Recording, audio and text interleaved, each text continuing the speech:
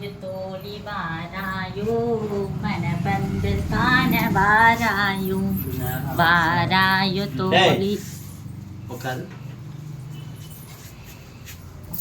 என்ன பாட்டு பாடுங்க? வாராயு தோழி வாராயு மனபந்தல் காண. வேகமா பாடு.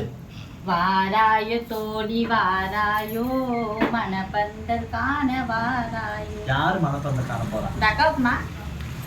அப்படியா? எங்க கூட்டிட்டு போற? பொண்ணு அழைச்சு விட போறமா? பொண்ணு அழைச்சு விட போறா? கல்யாணமா? கல்யாணம். இவளுக்கா? இவங்களுக்கு மனப்பந்தல் காண போகுதாமா? இவளுக்கு கல்யாணமா? ஆமாடியே.